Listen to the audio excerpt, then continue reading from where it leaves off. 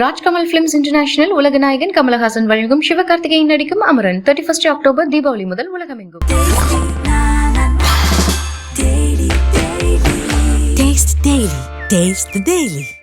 வணக்கம் நேயர்களே.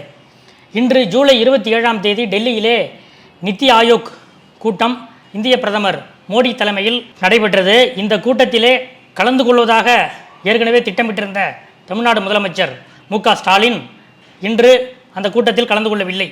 ஏனென்றால் கடந்த 23ஆம் தேதி நாடாளுமன்றத்தில் நிதியமைச்சர் நிர்மலா சீதாராமன் அவர்கள் தாக்கல் செய்த பட்ஜெட்டில் தமிழ்நாடு கேட்ட எந்தவிதமான கோரிக்கைகளும் ஏற்கப்படவில்லை என்பதால் இந்த கூட்டத்தை தவிர்ப்பதாக பாய்காட் செய்வதாக முதலமைச்சர் ஸ்டாலின் அறிவித்தார். அதன்படியே இன்று காலை தான் ஏன் இந்த நித்தி ஆயோக் கூட்டத்துக்கு செல்லவில்லை என்பதை விளக்கி ஒரு வீடியோ வெளியிட்டிருக்கிறார். இந்தியா முழுவதும் மற்ற மாநில முதல்வர்களும் அதை புரிந்து கொள்ளும் வகையில் அதற்கு ஆங்கில சப்டைட்டிலோடு அந்த வீடியோவை வெளியிட்டிருக்கிறார். அதில் என்ன சொல்கிறார்னா, முதலமைச்சர் மோடி அரசை அரசியலாக நடத்துகிறது என்று சொல்கிறார். தங்களுக்கு வாக்களிக்கவில்லை என்பதற்காக தமிழ்நாடு என்ற மாநிலத்தையே மோடி அரசு முற்றிலுமாக கைகழுவி விட்டது என்று குற்றம் சாட்டுகிறார். அதில் என்னென்ன திட்டங்கள் நாங்கள் கேட்டோம், அவர்கள் எதுவுமே அளிக்கவில்லை என்பதையெல்லாம் அதில் பட்டியல் போட்டிருக்கிறார். இத்தோடு இல்லாமல் இன்று திமுக சார்பிலே தமிழ்நாட்டில் அனைத்து மாவட்டங்களிலும் பட்ஜெட்டை கண்டித்து ஆர்ப்பாட்டம் இன்று நடத்தி கொண்டிருக்கிறார்கள். இது ஒரு பக்கம். இன்னொரு பக்கம், இந்த நித்தி ஆயோக் கூட்டத்திலே எதிர்க்கட்சிகளுடைய சார்பிலே என்று வைத்துக்கொள்ளலாம், எதிர்க்கட்சி முதலமைச்சர்கள் யாரும் கலந்து கொள்ளாத நிலையில் ஒரே ஒரு எதிர்க்கட்சி சேர்ந்த முதலமைச்சர் மம்தா பானர்ஜி அவர் மட்டும் இந்த கூட்டத்தில் கலந்து கொண்டார். அவர் கூட நேற்று இந்த கூட்டத்துக்காக டெல்லி புறப்பட்ட போது ஏன் இவர் மட்டும் இந்த கூட்டத்தில் கலந்து கொள்கிறார் என்ற ஒரு விவாதங்களும் தேசிய அரசியலில் எழுந்தன. ஆனால் இன்று அந்த கூட்டத்திலே அவர் கலந்து கொண்டு மேற்கு வங்காளத்தின் தேவைகள் பற்றியெல்லாம் பேசிக்கொண்டிருந்த போது அவருடைய மைக் ஆஃப் செய்யப்பட்டு விட்டது. உடனடியாக அந்த கூட்டத்திலிருந்து வெளிநடப்பு செய்த மம்தா பானர்ஜி அது குறித்து வெளியே வந்து பத்திரிகையாளர்களிடம் பேசும்போது, எனக்கு முன்னாடி பேசிய மற்ற மாநில முதலமைச்சர்கள், அதாவது அவர்கள் தேசிய ஜனநாயக கூட்டணியோடு இருப்பவர்கள் அல்லது மோடியோடு இணக்கமாக இருப்பவர்கள், அவர்களெல்லாம் 20 நிமிடங்கள் வரை உரையாற்றினார்கள். குறிப்பாக ஆந்திர முதலமைச்சர் சந்திரபாபு நாயுடு 20 நிமிடங்கள் உரையாற்றினார். அஸ்ஸாம், சத்தீஸ்கர், கோவா போன்ற சின்ன சின்ன மாநில முதலமைச்சர்கள் எல்லாம் 10லிருந்து 12 நிமிடங்கள் வரை உரையாற்றினார்கள். ஆனால் மேற்கு வங்காள முதலமைச்சராகிய நான் உரையாற்றி பேசிக்கொண்டிருந்த போது 5 நிமிடத்தில் என்னுடைய மைக் ஆஃப் செய்யப்பட்டு விட்டது.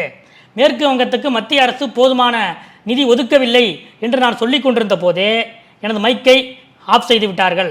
இவர்கள் மேற்கு வங்காள மாநிலத்தையும் என்னையும் மட்டும் அவமதிக்கவில்லை, ஒட்டுமொத்த மாநிலங்களையும் அவர்கள் அவமதித்திருக்கிறார்கள். ஒட்டுமொத்த மாநில ஆட்சிகளையும் ஒட்டுமொத்த மாநில கட்சிகளையும் தேசிய ஜனநாயக கூட்டணி அரசு அவமதித்திருக்கிறது என்று குற்றம் சாட்டியிருக்கிறார். என்னை ஏன் நீங்கள் தடுக்கிறீங்க, ஏன் இந்த பாகுபாடு காட்டுறீங்க என்று ஆக்ரோஷமாக கேள்வி எழுப்பியிருக்கிறார் மம்தா பானர்ஜி.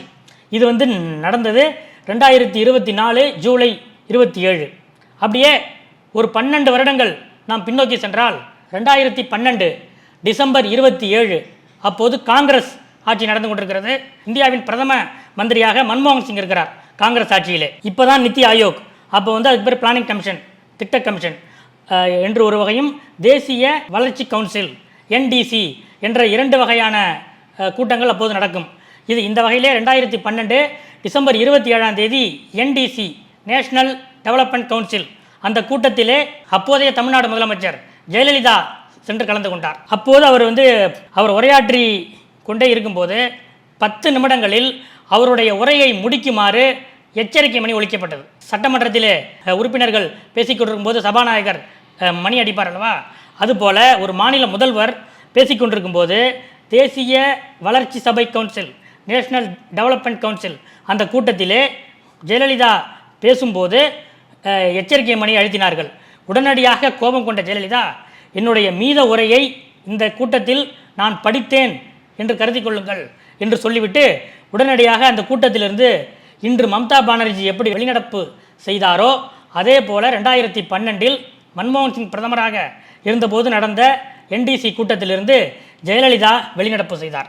அப்போது ஜெயலலிதா வெளியே வந்து பத்திரிகையாளர் சந்தித்து பேட்டி கொடுத்தார். என்ன சொன்னார்னா, தேசிய வளர்ச்சி சபை கூட்டத்தில் மாநில முதல்வர்களின் குரல் ஒடுக்கப்படுகிறது, நாங்கள் எங்களது பார்வைகளை, எங்களது கோணங்களை எடுத்து வைக்க அனுமதிக்கப்படவில்லை. நான் தமிழ்நாடு என்ற மாநில நலனுக்கும் தேசிய நலனுக்கும் முக்கியத்துவம் வாய்ந்த பல பிரச்சனைகளை, பல பொருட்களை பேசுவதற்காக முன்தயாரிப்போடு இங்கே வந்திருந்தேன். ஆனால் என்னிடம் என்ன சொன்னார்கள் என்றால், உங்களுக்கு 10 நிமிடம் தான் பேசுவதற்கு அனுமதி என்று சொன்னார்கள்.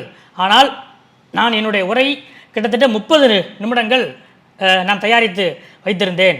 தமிழ்நாட்டு பிரச்சனைகளை பற்றி நான் பேசிக்கொண்டிருக்கும் போது 10வது நிமிடம் வந்தபோது எச்சரிக்கை மணி ஒலிக்கப்பட்டது. இது எனக்கு அவமானமாக ஆகிவிட்டது. எனக்கு மட்டுமல்ல, என்னுடைய மாநிலத்துக்கும் இது அவமானம். இதற்கு முன்பு நான் எத்தனையோ மாநாடுகளில் மாநில முதலமைச்சராக பிரதமர் கூட்டிய எத்தனையோ முதலமைச்சருடைய கூட்டங்களிலே நான் பங்கேற்று உரையாற்றியிருக்கிறேன். ஆனால் இதற்கு முன்பு இப்படி ஒரு நடைமுறை இருந்ததே இல்லை. இந்த கூட்டத்திலே, இன்று நடந்த தேசிய வளர்ச்சி சபை கூட்டத்திலே வேறு மாநில முதல்வர்கள், மத்திய காங்கிரஸ் அரசுக்கு இணக்கமாக இருக்கக்கூடிய முதல்வர்கள் 30 நிமிடங்கள் 35 நிமிடங்கள் வரை உரையாற்றியிருக்கிறார்கள். ஆனால் நான் பேசும்போது 10 நிமிடத்திலேயே மணி ஒலிக்கிறது. அவர்கள் பேசும்போது அப்படி எந்த குறுக்கீடும் இல்லை. இப்படி மாநிலங்களை அவமானப்படுத்தும் வகையில் மத்திய காங்கிரஸ் அரசு நடந்து கொள்கிறது. என்னுடைய உறுதியான எதிர்ப்பை வெளிப்படுத்தும் வகையில் நான் இந்த கூட்டத்திலிருந்து வெளிநடப்பு செய்தேன் என்று ஜெயலலிதா 12 வருடங்களுக்கு முன்பு இதே டெல்லியில் பேட்டி கொடுத்தார். 12 வருடங்கள் கழித்து மம்தா பானர்ஜி, அவரும் ஒரு மாநில முதலமைச்சர், இன்று கிட்டத்தட்ட இதே பிரச்சனை தான். என்னை அவமானப்படுத்தி விட்டார்கள், எங்கள் மாநிலத்தை அவமானப்படுத்தி விட்டார்கள், எனக்கு 5 நிமிடம் தான் கொடுக்கிறார்கள் என்று சொல்லி மம்தா பானர்ஜி இன்று வெளிநடப்பு செய்து வெளியே வந்திருக்கிறார். காங்கிரஸ் ஆட்சி காலத்திலே எதிர்க்கட்சி முதலமைச்சருக்கு 10 நிமிடங்கள், பாஜக ஆட்சியிலே எதிர்க்கட்சி முதலமைச்சருக்கு 5 நிமிடங்கள். இவ்வளவுதான் வித்தியாசம்.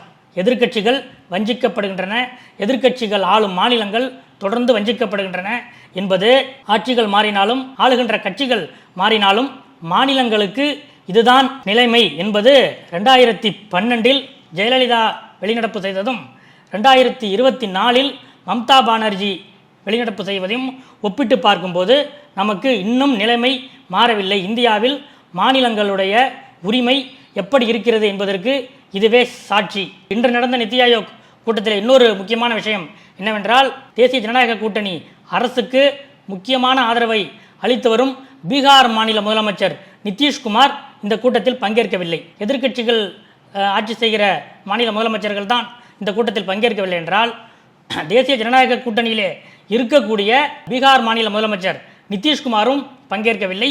அவருக்கு பதிலாக அந்த மாநில டெப்டி சீஃப் மினிஸ்டர்கள் 2 பேர் இந்த கூட்டத்திலே கலந்து கொண்டிருக்கிறார்கள். இது பற்றி கேட்டபோது, ஏற்கனவே இது போன்ற கூட்டங்களிலும் பீகார் சார்பில் முதலமைச்சர் கலந்து கொண்டதில்லை, துணை முதலமைச்சர்கள் தான் கலந்து கொண்டார்கள் என்று ஐக்கிய ஜனதாதளம் சார்பில் சொல்லியிருக்கிறார்கள். என்றாலும் இதுவும் ஒரு முக்கியமான விஷயமாக இன்றைய கூட்டத்தின் அரசியல் கோணத்திலே பார்க்கப்படுகிறது. ராஜ்கமல் பிலிம்ஸ் இன்டர்நேஷனல் உலக நாயகன் கமலஹாசன் வழங்கும் சிவகார்த்திகேயன் நடிக்கும் அமரன் 31 அக்டோபர் தீபாவளி முதல் உலகமெங்கும்.